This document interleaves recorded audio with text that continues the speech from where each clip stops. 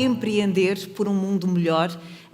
Ela herdou uma empresa do pai, entretanto já fundou outra, e ela tem um lema que também pode ser encarado um mantra, que é bastante interessante e vem muito ao acaso com o tema desta conferência. As pessoas são o recurso mais valioso da empresa, daquela que ela herdou e na qual ela mudou a gestão de liderança, mas também naquela que ela criou. Ela pegou no velho conceito de SPA, adaptou para responder a dois dos problemas que mais graçam na sociedade atual, que é o stress e a ansiedade. Thank you so much for that lovely introduction. It's a real honor to be here today with you all to share this message on entrepreneurship. I didn't have actually the smoothest start into my journey as an entrepreneur. When I started my studies, which was in economics and management and later a master's in international development, I actually got very disillusioned on my way about the role that business has to play in creating a better world. As I studied, I saw actually that we were getting a lot of things wrong and we were creating a lot of damage as a byproduct of business. So I got to the point where I actually said, I don't want to be a part of this. And, after my expensive education, I decided I don't want to do this. And I went traveling and spent some time, really trying to digest and understand what my way forward was. And I was very lucky to come across a book by an entrepreneur who started a very successful cosmetics company called Aveda, which is still run today. It was sold for many millions of dollars to Estee Lauder a few years back. But the entrepreneur that started this business showed me that it was possible for us to create a business which had a net positive, not only for the founders themselves, but also for the customers, the people working for that business, and also for the wider community itself. He was the first man to give intellectual property rights to the Amazon to a tribe in the Amazon for the recipes that he used in one of his cosmetics. And he really had this sensitivity to the impact that his business had on all the stakeholders within it. And when I saw this, I really realized that actually business can be a force for good. It can be a reflection of our deeply human values. And in that way, we actually can create a working world which is a lot more aligned with who we really are and what we really want in this world. And whereas maybe in the past that was a luxury, I think now it's becoming a necessity. And not only because the young generations these days are a lot more conscious and sensitive to what they're putting their energy into, both from a consumer power, with where they spend their money, but also in the kind of companies that they work for.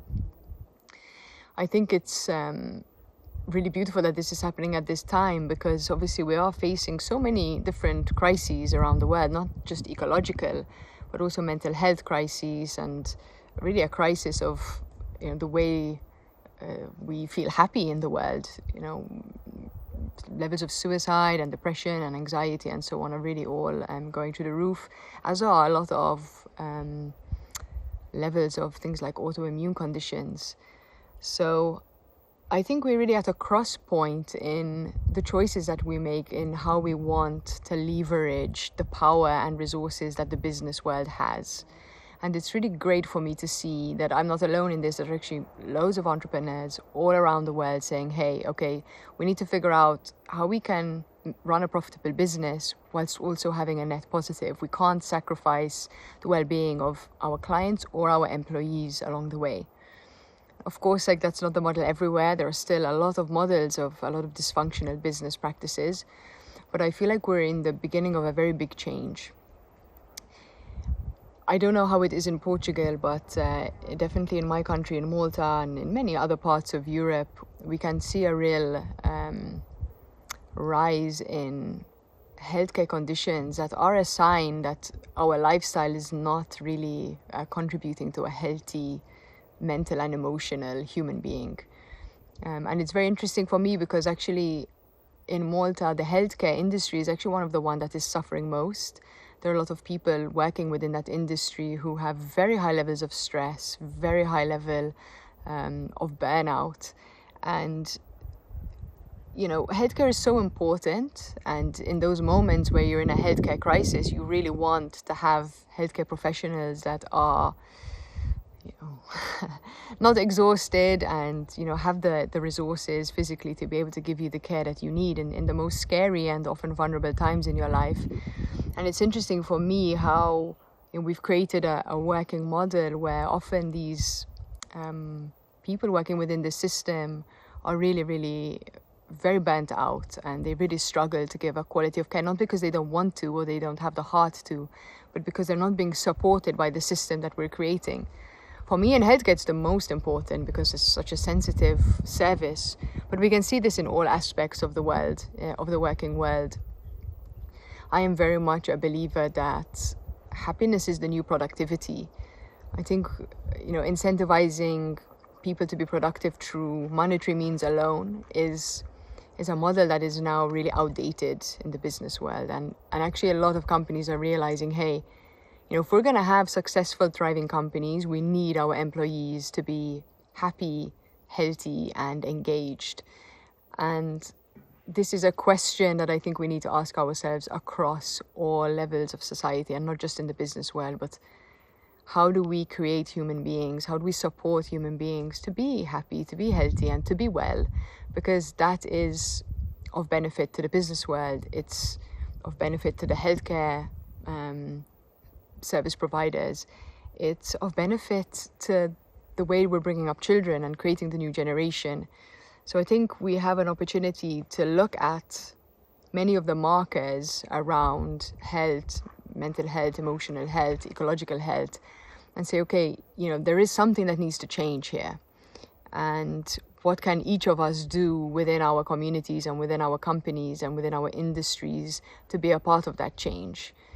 And I firmly believe that this will be rewarded on a monetary level, because we can see now many examples of companies that are introducing more conscious working conditions for their employees, helping their employees to live with greater purpose, with a greater sense of well-being. And these companies are really thriving in this new world. Again, not to say that there aren't, companies that are exploiting their workers that are successful, because we still have those models. But myself as an entrepreneur, I also see that, a business should be also satisfying to the founder itself. And me personally, I think we need our business to be a reflection of what is meaningful for us. And there's a beautiful quote that says, business is not a way to make money, but it's a way to create meaning in the world. And in fact, many entrepreneurs, when they get, their business is sustainable and they're out of the survival zone, they think much more about their legacy, what their legacy will be.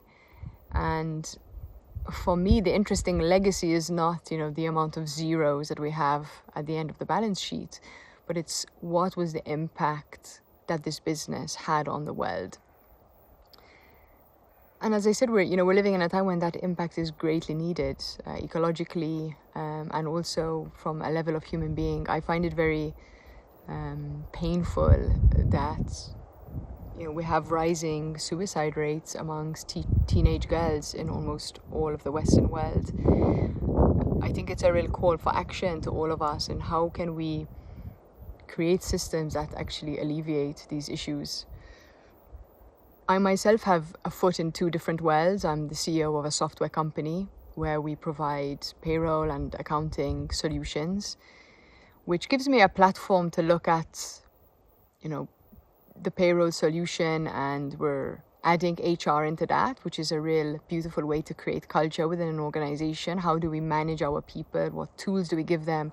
What assumptions are we sort of basing the way that we manage our people on? But then I also run my own business, which is in the wellness sector.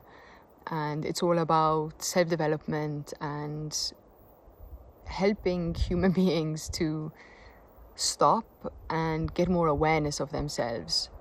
And what was interesting for me is how much these worlds actually depend on the same fundamentals.